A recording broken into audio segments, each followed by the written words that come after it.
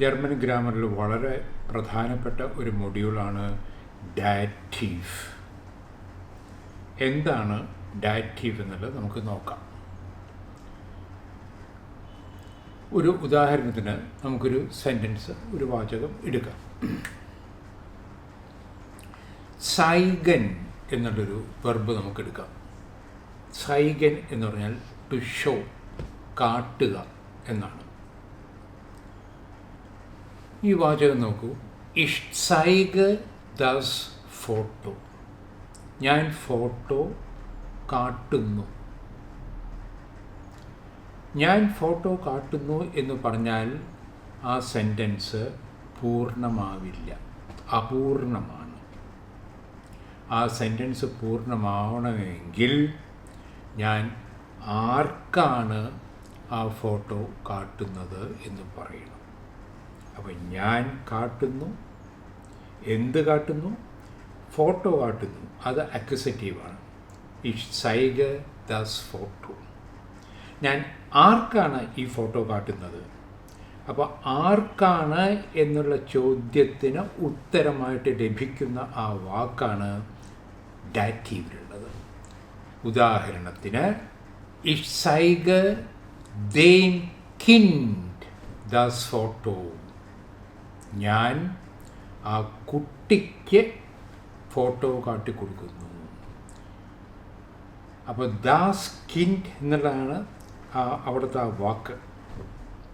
ആ ദാസ് കിൻഡ് എന്നുള്ളത് ഡാറ്റീവ് കേസിലേക്കായിട്ട് വരുമ്പോൾ ദേം എന്നാവും. നിങ്ങൾ അക്യുസേറ്റീവ് ഒബ്ജക്റ്റിൽ നമ്മൾ ചെയ്ത് ഓർക്കുകയാണെങ്കിൽ, ദേർ എന്നുള്ളത് ആർട്ടിക്കിള് അക്യുസേറ്റീവിലേക്ക് വിളിക്കും ദേൻ ആയി. ഡാറ്റീവിലേക്ക് വരുമ്പോൾ ഈ ദേർ എന്നുള്ള ഡെഫിനിറ്റ് ആർട്ടിക്കിള് ദേം ആവും. അപ്പോൾ ഇറ്റ് സൈഗ് ദേം കിൻഡ് ദാസ് ഫോട്ടോ എന്ന് പറയണം ആ സെൻറ്റൻസ് പൂർണ്ണമാവണമെങ്കിൽ. സെൻറ്റൻസ് ഒന്നും കൂടി നമുക്ക് നോക്കാം. ഇഷ് സൈഗ് ദേം കിൻഡ് ദാസ് ഫോട്ടോ. അപ്പോൾ ഈ ഒരു സെൻറ്റൻസിൽ നമുക്ക് എല്ലാ കേസസും ഉണ്ട്. ഇഷ് എന്ന് പറയുന്ന സബ്ജക്റ്റ്, അത് നോമിനാറ്റീവാണ്. ദാസ് ഫോട്ടോ എന്ന് പറയുന്നത് അക്യുസേറ്റീവ് കേസാണ്. ദേം കിൻഡ് എന്നുള്ളത് ഡാറ്റീവുമാണ്. പക്ഷെ ശ്രദ്ധിക്കാനുള്ളത്, ഇങ്ങനെ ഒരു സെൻറ്റൻസിൽ തന്നെ ഒരു ഡാറ്റീവും ഒരു അക്യുസേറ്റീവും വരികയാണെങ്കിൽ, ഒരു ഡാറ്റീവ് നൗണും ഒരു അക്യുസേറ്റീവ് നൗണും വരികയാണെങ്കിൽ നിർബന്ധമായും ആ ഡാറ്റീവ് നൗൺ ആദ്യം പറയണം.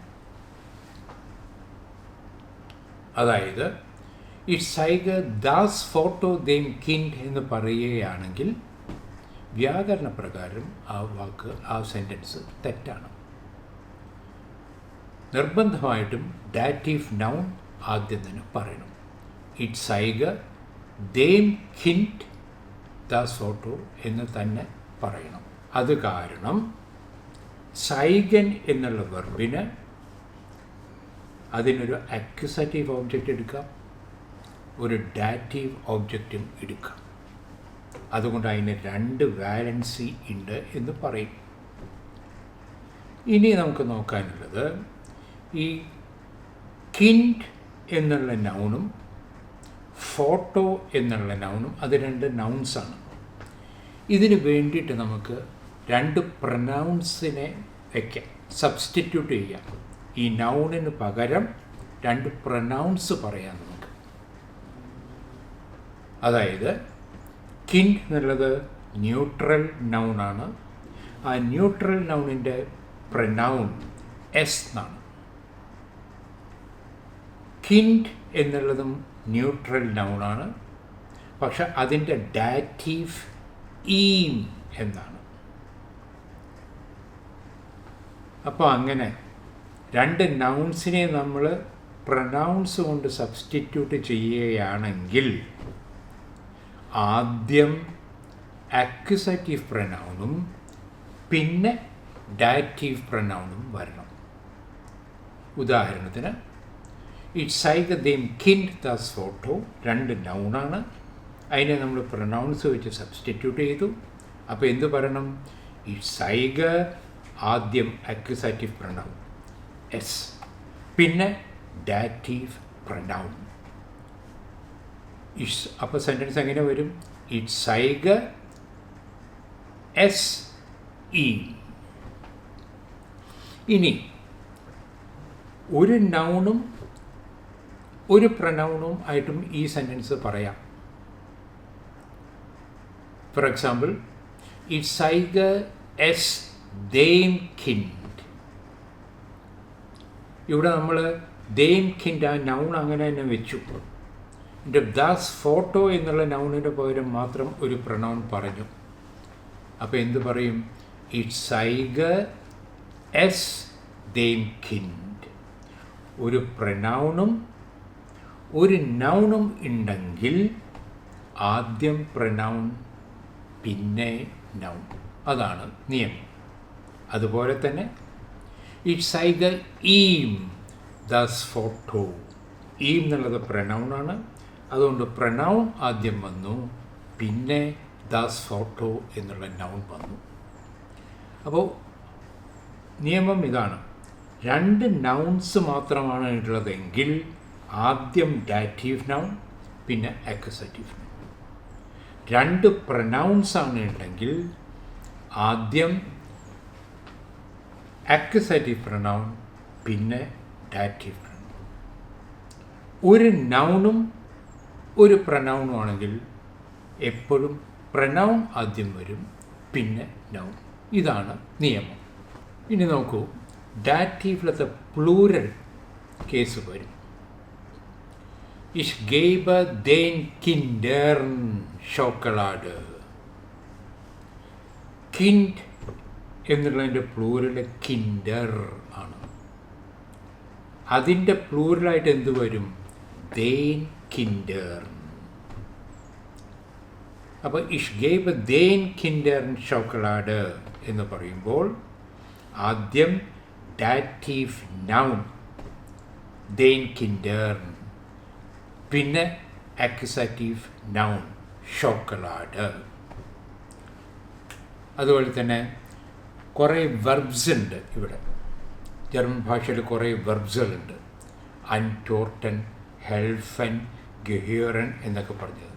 അൻടോർട്ടൻ എന്ന് പറഞ്ഞാൽ ഉത്തരം പറയുക, ഹെൽഫൻ എന്ന് പറഞ്ഞാൽ സഹായിക്കുക, ഗഹിയറൻ എന്ന് പറഞ്ഞാൽ അത് എൻ്റേതാണ് എന്ന് കാട്ടാനുള്ളൊരു വെർബാണ് ഗഹിയറൻ. ഇറ്റ് ബിലോങ്സ് ടു മീ എന്നർത്ഥം.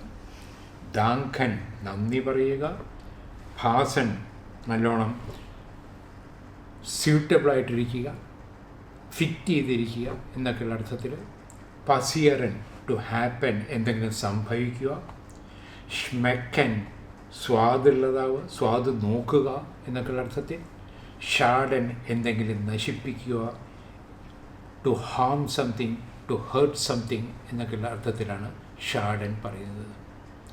ഈ വെർബ്സ് ഉപയോഗിക്കുമ്പോഴെല്ലാം ആ വെർബ്സിൻ്റെ ശേഷം ഏത് നൗൺ വന്നാലും അത് ഡാറ്റീവ് നൗൺ തന്നെ ആയിരിക്കണം എന്ന് നിർബന്ധം. ഉദാഹരണത്തിന് ദർ സ്റ്റുഡൻറ്റ് അൻടോർട്ടഡ്. സ്റ്റുഡൻറ്റ് ഉത്തരം പറയുന്നു. ആരോടാണ് ഉത്തരം പറയുന്നത്? ടീച്ചറോട്. അപ്പോൾ ദർ ലേറർ എന്നുള്ളതാണ് അടിസ്ഥാനപരമായിട്ടുള്ള നൗൺ. ആ ദർ ലേറർ എന്നുള്ളത് ദേം ലേറർ എന്നാവും. ദർ സ്റ്റുഡൻറ്റ് അൻടോർട്ടഡ് ദേം ലേറർ. അതുപോലെ ദർ ആൽക്കഹോൾ ഷാഡഡ് ദർ ഗെസുൻഡ്ഹൈറ്റ്. ഗെസുൻഡ്ഹൈറ്റ് എന്നുള്ളത് ഫെമിനൈൻ നൗണാണ്.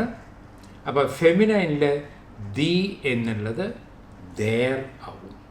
അതുകൊണ്ട് ദർ ആൽക്കഹോൾ ഷാഡഡ് ദർ ഗെസുൻഡ്ഹൈറ്റ്. അതുപോലെ ഇനി കുറച്ച് സെൻറ്റൻസ് കൂടി നമുക്ക് നോക്കാം. Was is ഈം പസിയർട്ട്. ഈം എന്നുള്ളത് എയർ എന്നുള്ള പ്രൊനൗണിൻ്റെ ഡാറ്റീവാണ്. What has happen to him. അയാൾക്ക് എന്ത് സംഭവിച്ചു. അല്ലെങ്കിൽ സൂപ്പർ ഷ്മെക്ട് മിയർ ഗുഡ്. എനിക്ക്, ഇഷ് എന്നുള്ളതിൻ്റെ ഡാറ്റീവാണ് മിയർ. എനിക്ക് ആ സൂപ്പ് നല്ലപോലെ സ്വാദ് ഉള്ളതായി തോന്നുന്നു എന്നർത്ഥം. പിന്നെ ശ്രദ്ധിക്കാനുള്ളത്, നോക്കൂ, ഇതുവരെ നമ്മൾ അക്യുസാറ്റീവ് ചെയ്തു, പിന്നെ ഡാറ്റീവ് ചെയ്തു. ഇനി ചില വെർബ്സ് നമുക്കെടുക്കാം. ഗെയ്ബൻ, ഖൗഫൻ, യഫ്നൻ, ഫോർലേസൻ എന്നുള്ള 4 വെർബ്സ് നോക്കൂ. ഗെയ്ബൻ എന്ന് പറഞ്ഞാൽ കൊടുക്കുക, കൊടുക്കുന്നു. ഖൗഫൻ എന്ന് പറഞ്ഞാൽ വാങ്ങിക്കുന്നു. യഫ്നൻ എന്ന് പറഞ്ഞാൽ തുറന്നു കൊടുക്കുന്നു. ഫോർലേസൻ എന്ന് പറഞ്ഞാൽ വായിച്ചു കൊടുക്കുന്നു. ഇപ്പോൾ ഗെയ്ബൻ എന്നുള്ളൊരു വെർബ് നമ്മൾ എടുക്കുമ്പോൾ കൊടുക്കുന്നു, ഞാൻ കൊടുക്കുന്നു. എന്തു കൊടുക്കുന്നു? അക്യുസാറ്റീവ്.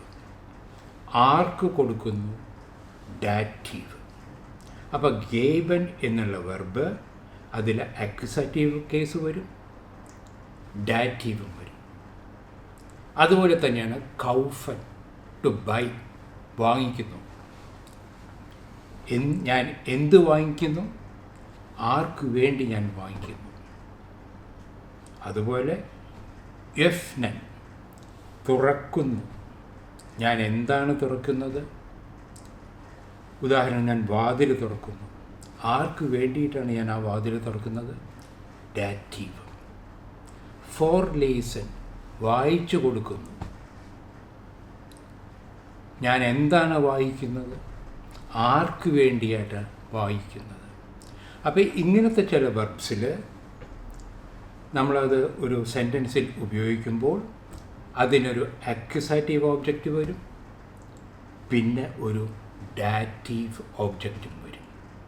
അപ്പോൾ ഇങ്ങനത്തെ വെർബ്സ് ഉപയോഗിക്കുമ്പോൾ വളരെ ശ്രദ്ധിക്കണം. പിന്നെ നോക്കൂ, ഹെൽഫൻ എന്നുള്ളൊരു വെർബുണ്ട്. ഹെൽഫൻ എന്ന് പറഞ്ഞാൽ ടു ഹെൽപ്പ്, സഹായിക്കുക എന്നാണ്. അതെപ്പോഴും ഡാറ്റീവിൻ്റെ ഒപ്പം മാത്രമേ വരുള്ളൂ. ഹെൽഫൻ എന്ന് കഴിഞ്ഞ വെർബ് വന്ന് ഉപയോഗിച്ചാൽ അത് കഴിഞ്ഞ് വരുന്ന നൗൺ ഡാറ്റീവ് കേസിൽ മാത്രമേ വരുള്ളൂ. ഉദാഹരണം, ദർ സോൺ ഹിൽഫ്റ്റ് സൈനർ മുട്ടർ.